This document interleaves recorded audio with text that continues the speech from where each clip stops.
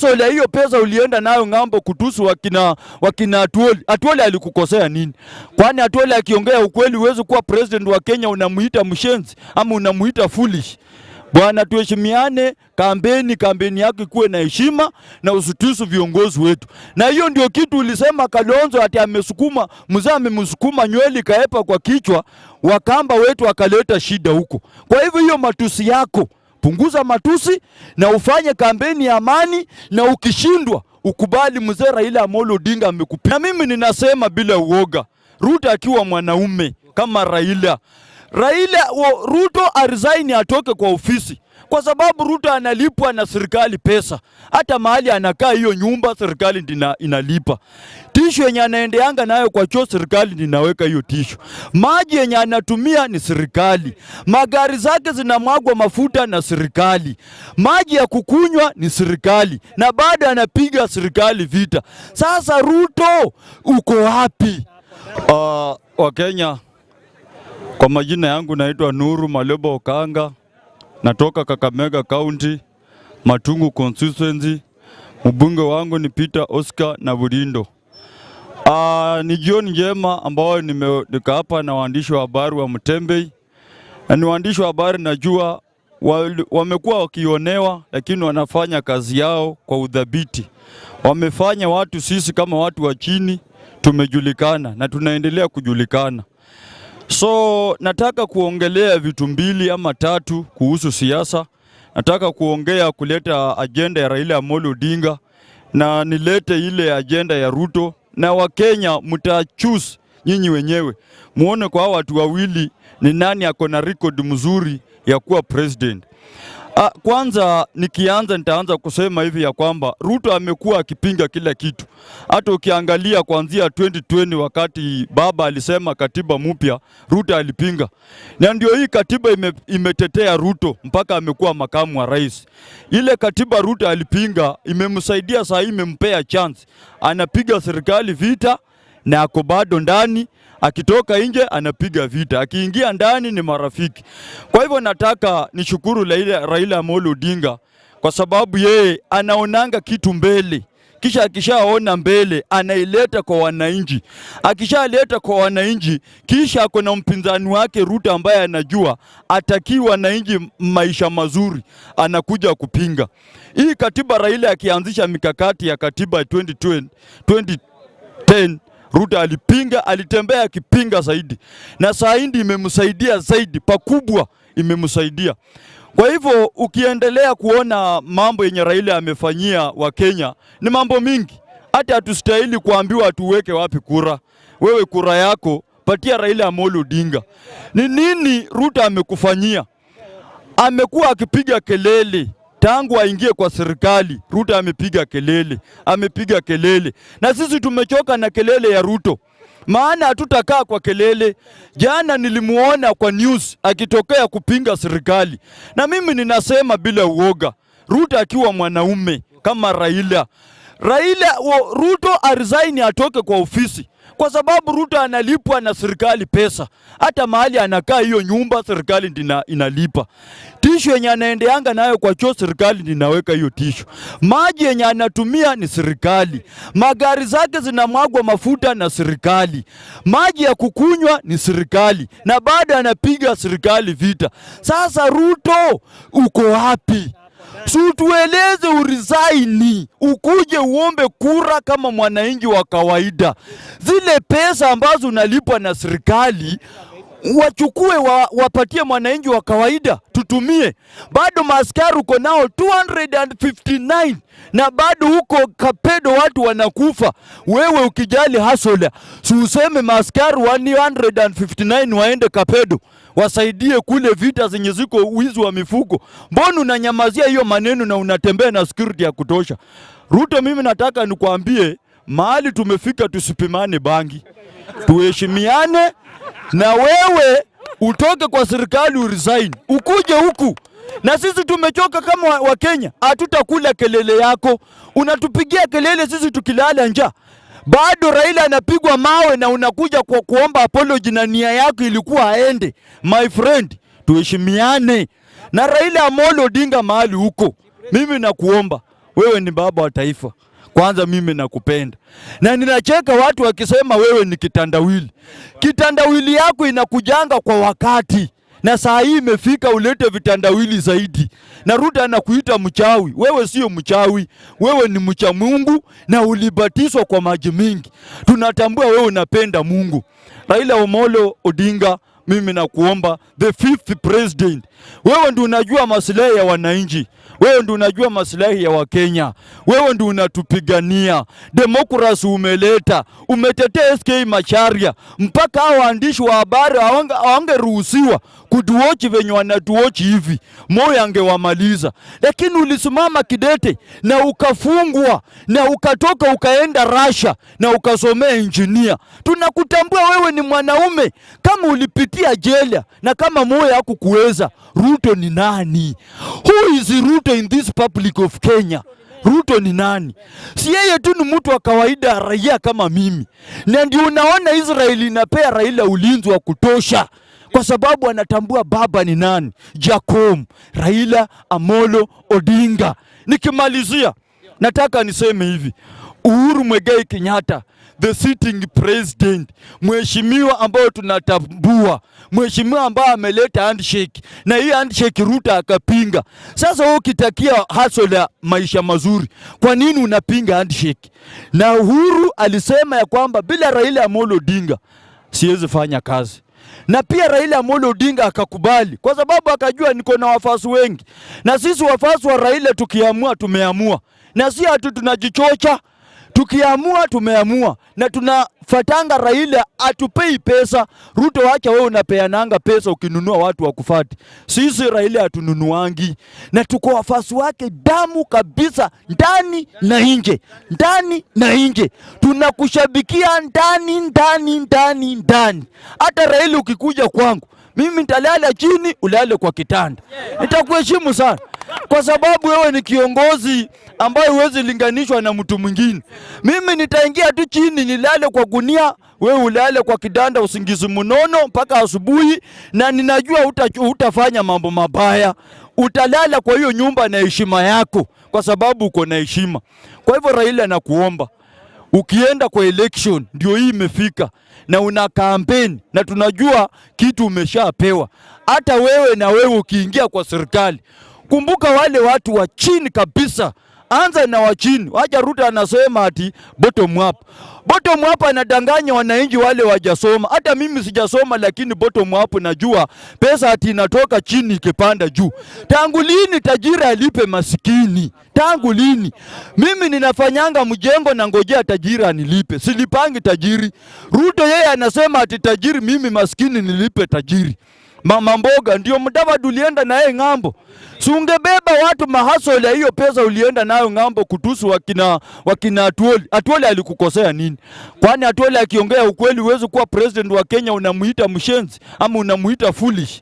Bwana, tuheshimiane, kampeni yake kuwe na heshima na usitusu viongozi wetu. Na hiyo ndio kitu ulisema Kalonzo ati amesukuma, mzee amemsukuma nywele kaepa kwa kichwa, Wakamba wetu akaleta shida huko. Kwa hivyo hiyo matusi yako, punguza matusi na ufanye kampeni ya amani, na ukishindwa ukubali mzee Raila Amolo Odinga amekupiga. Asante, na ningependa kushukuru kila mmoja anayenisikia jioni ya leo. Kwa majina anaitwa Nicholas Juma.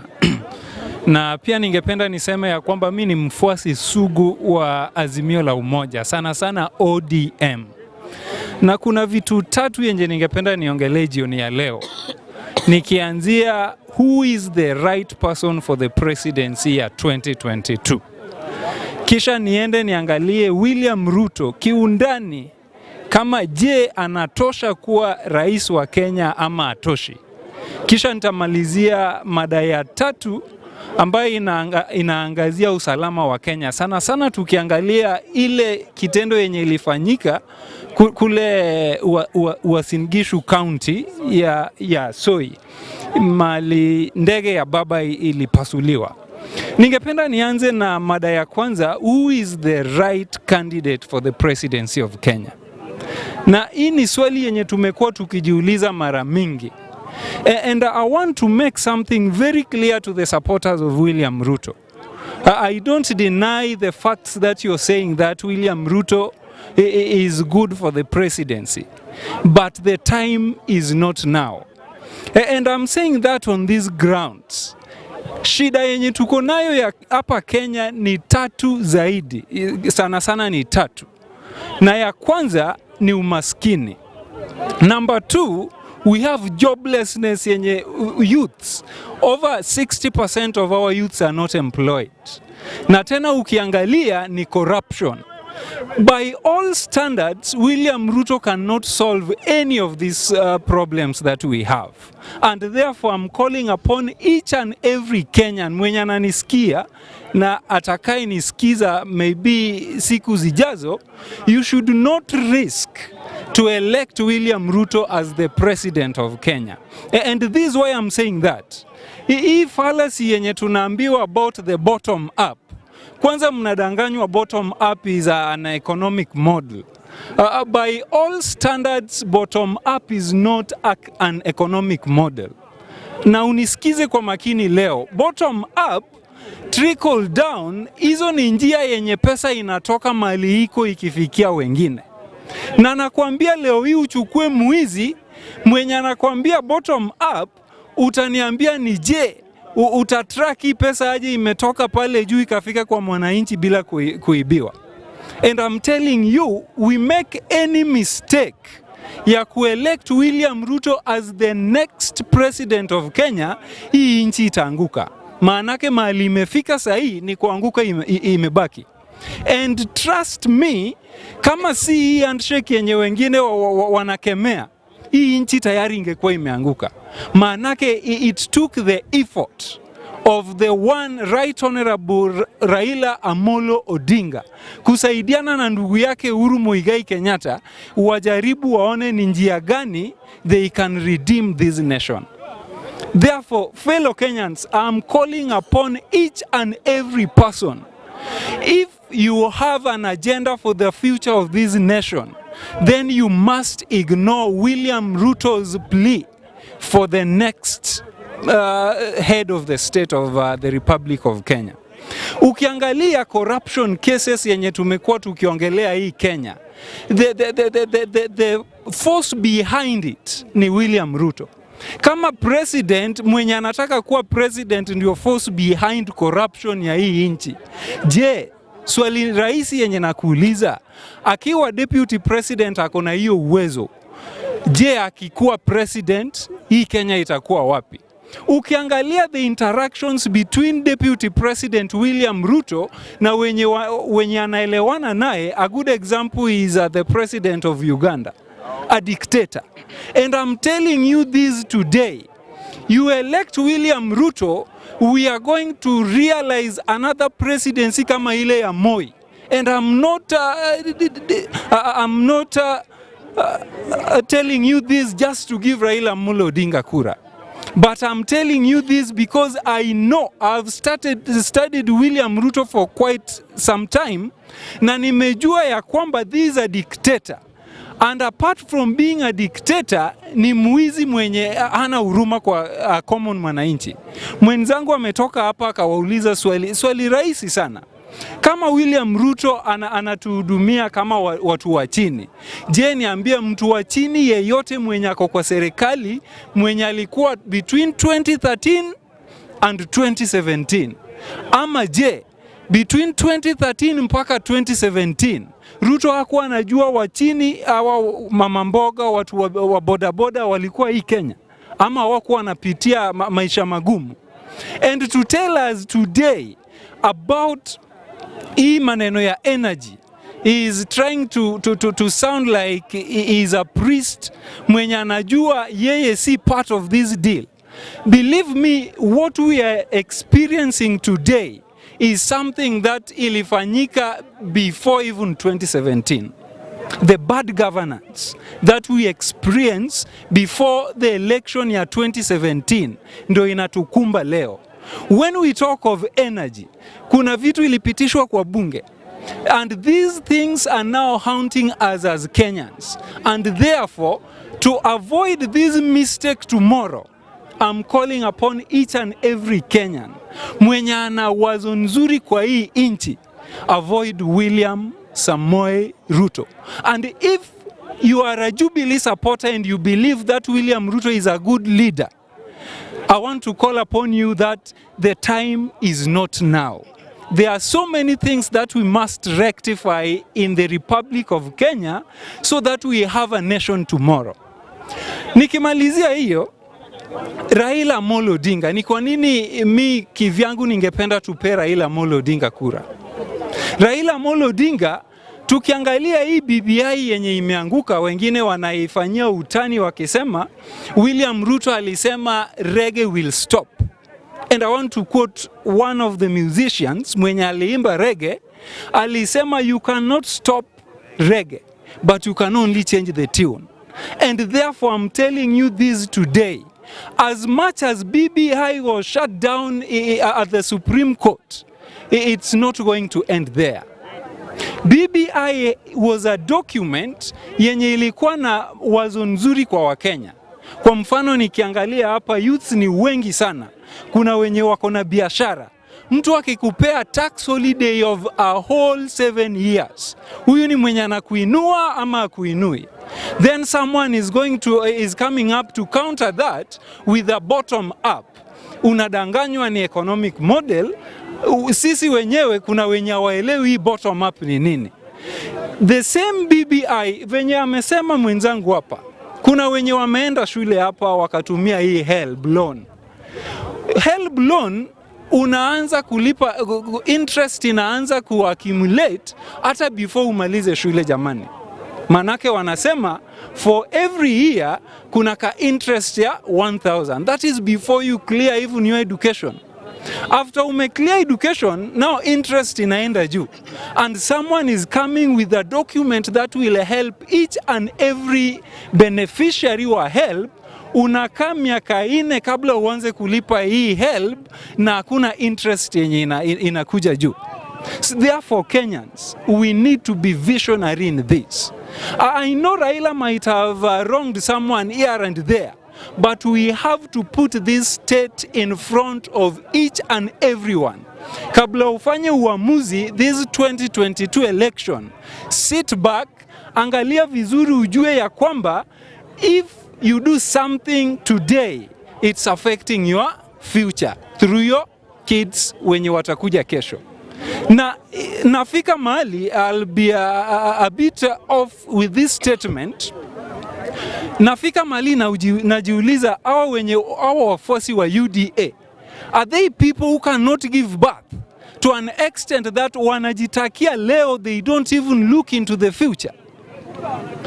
I have nothing personal against the UDA supporters. And in every contest, I know and believe that we cannot have one individual and call it a contest. But do not be blackmailed. Ama vyetu visizibwe na uongo tupu yenye tunaambiwa na watu wa UDA. Ukimpea podium anakuuliza, anakuambia tu reggae must stop my friend. Kama si hiyo ni wale watu wa kutupa mawe reli, na mawe ilitupwa wapi? Nikiongelea mswada ya 3 yenye nilimention. It is very bad and awkward kitu ilifanyika. And I want to make this clear. As much as our Excellency, the Right Honorable Uhuru Kenyatta talked about this, we are also told that our security was breached. And this is a mistake that the government must look at with keenness. Na nasema hivi kwa sababu ukiangalia, we have security organs in this Republic of Kenya. And we have the VIPs in this Kenya. And the moment wanaenda mahali, their security must be guaranteed by the state. Na kitendo yenye ilifanyika pale Uasin Gishu inatuambia ya kwamba our government is not taking security matters with the seriousness that it deserves.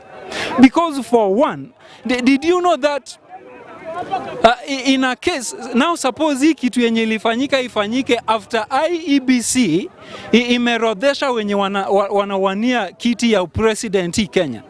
will only take 2 individuals who are in the ballot, and this government we are talking about today will be in power for the next 1 year. And let me tell you this, our constitution inasema ya kwamba anayewania upresident akiuawa, then the sitting president will be in office for another 6 months. Now take a case whereby in that duration wawili wauawe, then it means this government that we need to correct its mistakes will be in power for the next 1 year. It is something that we must condemn. And I want to tell our youths, let's not be misused by our politicians. Manake ukipewa pesa, upige ndege ama gari mawe, my friend, I'm telling you, the moment serikali itakuja kwako, ni wazazi wako, your friends and your family ndio watasikia uchungu wa hii maneno. Wale wenye walikuwa wanakupea pesa, upige ndege, upige gari, they will be not there to help you. And I want to make this plea to my fellow supporters of ODM. ODM is a party that has a massive support almost everywhere in this nation. And what happened is to an extent agitating them to retaliate. But I want to call upon each member of ODM, a supporter, and by virtue of this collusion, I want to call upon each supporter of Azimio la Umoja. Let's be humble enough not to retaliate, because the moment we retaliate, this thing will go overboard. And we are not going to get a chance to rectify the mistakes that are already in this nation. As I conclude, because of time, on 9th of August, it is your responsibility to redeem this nation. It is your responsibility as a voter to change the scenario that we are seeing in Kenya. It is your responsibility to ensure the right leader is given the power to change your own life. Your vote is your power, and your vote is an opportunity to change this nation to get to the direction that it deserves. Thank you.